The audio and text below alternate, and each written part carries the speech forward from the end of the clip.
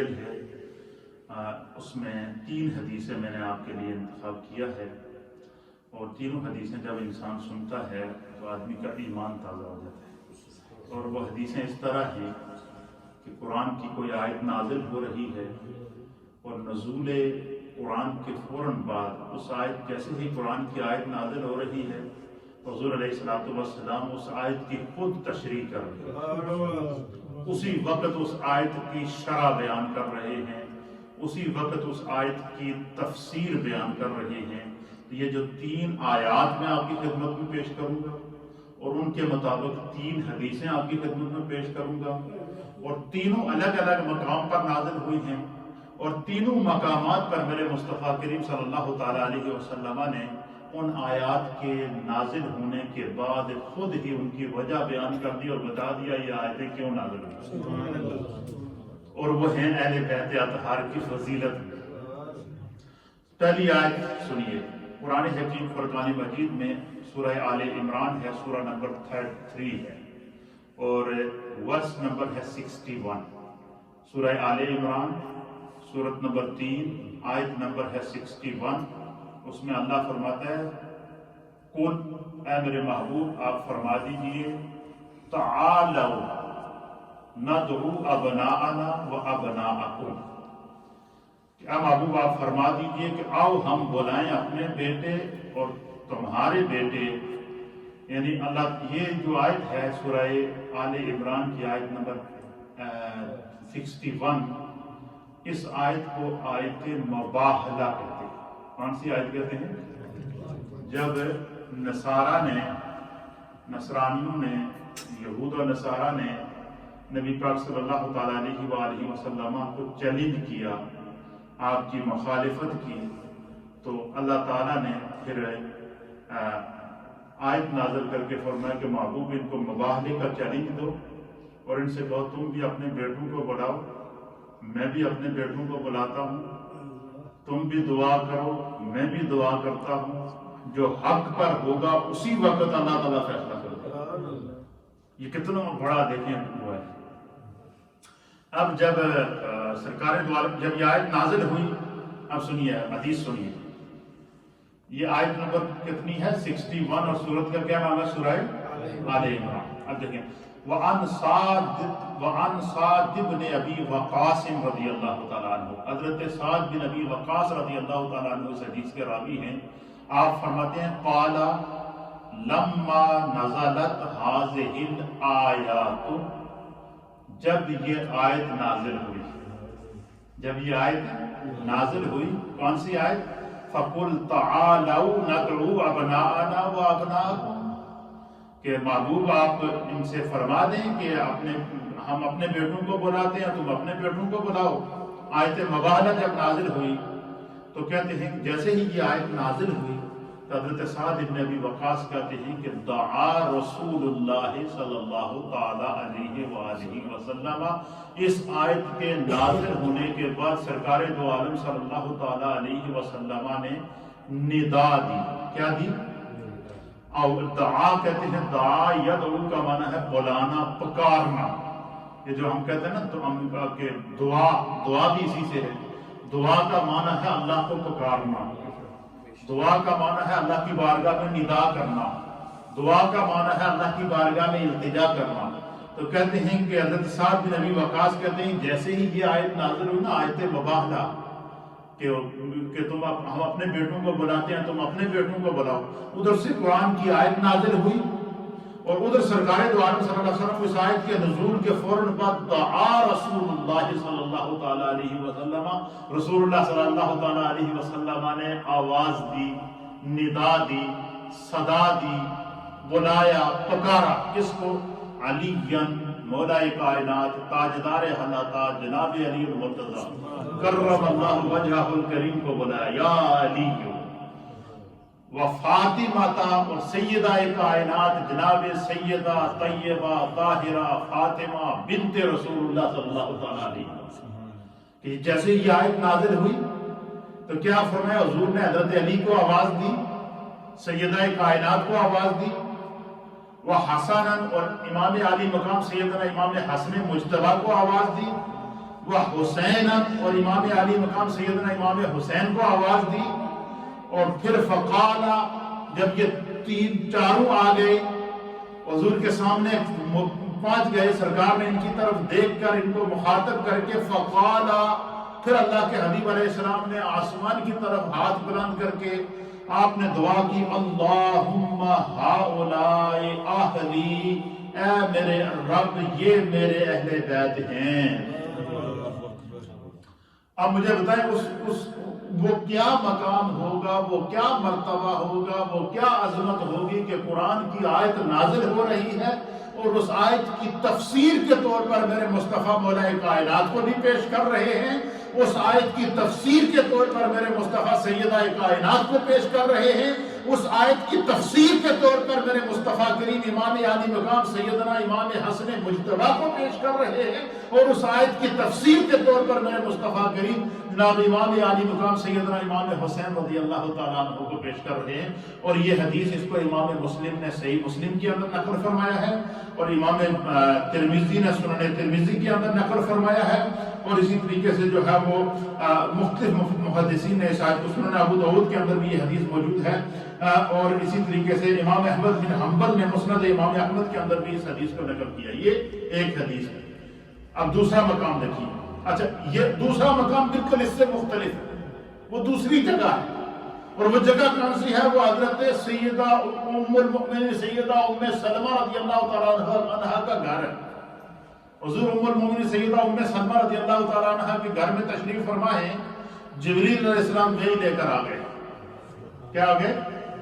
جبریل وحی لے کر آ گئے، اور جبریل علیہ السلام نے وحی کے ذریعے اللہ کا حکم نازل کیا، اور وہ حکم کیا تھا؟ انما یرید اللہ لیذہب عنکم الرجس اہل البیت ویطہرکم تطہیرا۔ اور یہ ہے سورۃ الاحزاب ہے، 22واں پارہ ہے، اور سورت نمبر ہے اس کی آیت نمبر 33 ہے، اور سورہ نمبر بھی 33 ہے۔ یعنی اب دیکھیں یہ وہ مقام اور ہے، جب آیت مبارکہ نازل ہوئی تو وہ اور مقام پر نازل ہوئی۔ وہ آیت نازل ہوتی ہے تو حضور علیہ السلام مولا کائنات کو، سیدہ کائنات کو، حسنین کریمین کو بلا کر کہتے ہیں کہ یہ میرے اہل بیت ہیں، اور یہ آیت اس آیت کو کہتے ہیں آیت تطہیر۔ یہ وہ آیت ہے کہ جس میں اللہ تعالیٰ نے وحی کے ذریعے اہل بیت اطہار کی پاکیزگی کو بیان کیا۔ اب یہ آیت کہاں نازل ہوئی؟ ام المؤمنین سیدہ ام سلمہ رضی اللہ تعالیٰ عنہ کا۔ اب یہ جب آیت نازل ہوئی نا، اس کا معنی کیا ہے کہ انما یرید اللہ لیذہب عنکم الرجس، کہ بے شک اللہ تعالی ارادہ فرماتا ہے، اللہ تعالی ارادہ فرماتا ہے کہ جو ہے وہ اہل بیت اطہار کو ہر طرح کی رجس سے، ہر طرح کی ناپاکی سے، ہر طرح کی کجی سے، ہر طرح کی کمی سے پاک کر کے، طیب کر کے، طاہر کر دے۔ یہ آیت کہاں نازل ہوئی؟ حضرت ام سلمہ رضی اللہ تعالیٰ عنہ کے گھر پر۔ اب سنیے، وَعَنْ عَمْرَ، اب اس حدیث کی، اس آیت کی تفسیر سنیے جو میرے مصطفیٰ اس آیت کے نزول کے فوراً بعد خود بیان فرما رہے ہیں، اور کس انداز سے بیان فرما رہے ہیں وہ سنیے۔ وعن عمرو بن ابی سلمہ ربیب النبی صلی اللہ تعالیٰ علیہ وآلہ وسلم، حضرت عمرو بن ابی سلمہ رضی اللہ تعالیٰ عنہ، یہ جو ہے وہ حضرت ام سلمہ کے بیٹے تھے پہلے شوہر سے، چھوٹے سے تھے جب حضور علیہ السلام کا نکاح حضرت ام سلمہ سے ہوا تو سرکار کے گھر میں انہوں نے پرورش پائی ہے۔ کتنا بڑا اعزاز ہے۔ تو آپ فرماتے ہیں کہ جب یہ آیت نازل ہوئی تو حضور علیہ السلام ہمارے گھر میں تھے، اور جب یہ آیت نازل ہوئی تو پھر کیا ہوا؟ کہتے ہیں ہم نے بڑا عجیب و غریب منظر دیکھا، اور وہ منظر کیا دیکھا؟ کہتے ہیں کہ فدعا، پس رسول اللہ صلی اللہ تعالیٰ علیہ وسلم نے پھر آواز دی، اور کیا آواز دی؟ فرمایا یا فاطمہ، اے میری فاطمہ، اے میری لخت جگر، سیدہ کائنات کو آواز دی۔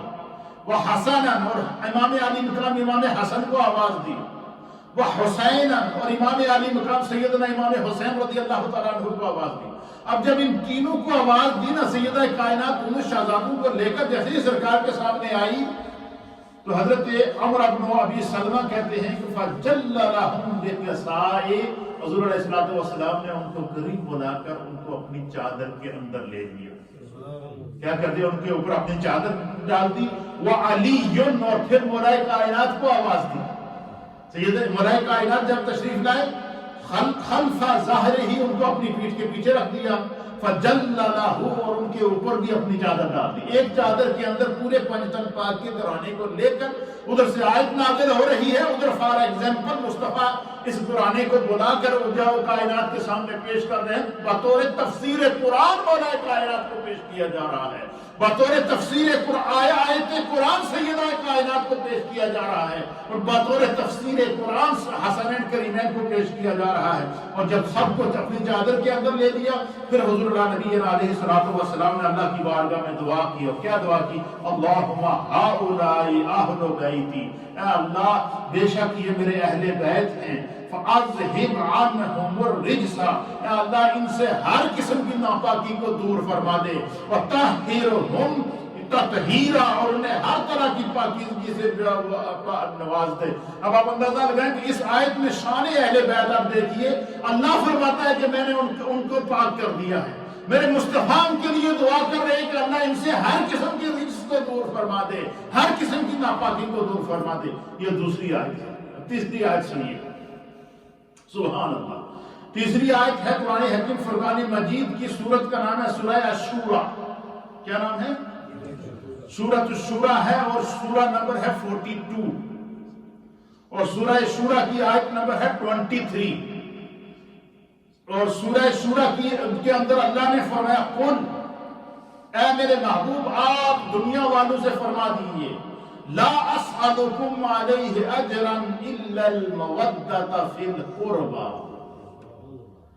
فرمایا کہ تمہیں جو اللہ نے دنیا میں جتنی نعمتیں دی ہیں، پوری دنیا والوں پر آپ نے مخاطب کیا کہ اے اہل دنیا، اے میرے محبوب کے امتی ہو، تمہیں تمہارے رب نے جتنی نعمتیں دیے ہیں، جتنے انعامات دیے ہیں، جتنے اکرامات دیے ہیں، جتنی عطاؤں سے خدا نے تمہیں نوازا ہے، قدم چاہے وہ اقتدار کی صورت میں ہو، وہ مال و دولت کی صورت میں ہو، وہ کاروبار کی صورت میں ہو، وہ اولاد کی صورت میں ہو، وہ کسی بھی صورت میں ہو، خدا نے تم پر جتنا انعام کیا ہے.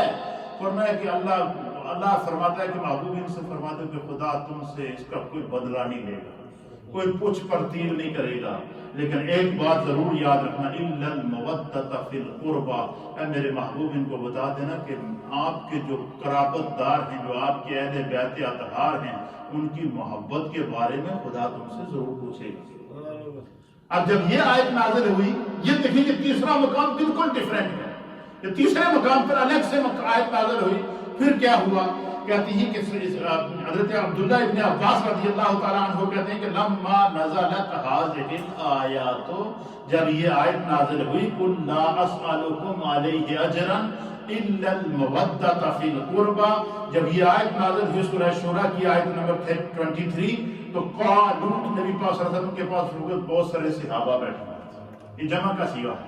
قالوا، جیسے ہماری ایک مجلس ہے، میں بھی گفتگو کر رہا ہوں، آپ سارے مل کر کوئی ایک سوال کہہ دیں، کوئی ایک بات مجھ سے اگٹھے پوچھیں، تو اس طریقے سے صحابہ اکرام نے مل کر اگر کوئی سوال کیا تو قالوا، یہ جمع کا صیغہ ہے. اس مجلس مصطفیٰ میں بیٹھے جتنے صحابہ تھے، جب یہ آیت نازل ہوئی تو وہ سارے بائیات وقت بول اٹھے. انہوں نے نبی پاک کی بارگاہ میں سوال کیا. کیا سوال کیا؟ یا رسول اللہ، اے اللہ کے رسول صلی اللہ علیہ وآلہ وسلم، آپ پر درود و سلام ہو، من قرابتک ہؤلاء الذین وجبت علینا مودتہم. اس مجلس میں بیٹھے جتنے صحابہ تھے، انہوں نے نبی پاک کی بارگاہ میں کیا سوال کیا کہ یا رسول اللہ، یہ جو من قرابتک، یہ جو اللہ نے یہ جو فرمایا کہ آپ کے قرابت داروں کے بارے میں اللہ ضرور پوچھے گا، یہ آپ کے قرابت دار کون ہیں کہ جن کی مودت کو، جن کی محبت کو خدا نے وحی کے ذریعے ہم پر واجب کیا ہے، یہ کون ہیں؟ تو فرمایا، پھر سرکار دو عالم صلی اللہ علیہ وسلم نے صحابہ کو اللہ کے حبیب علیہ السلام نے فرمایا علی، وہ مولائے کائنات علی المرتضیٰ ہیں، وہ فاطمہ، تو وہ سیدہ کائنات فاطمہ الزہرا ہیں، وَبْنَاهُمَا، اور وہ ان کے دونوں شہزادے ہیں.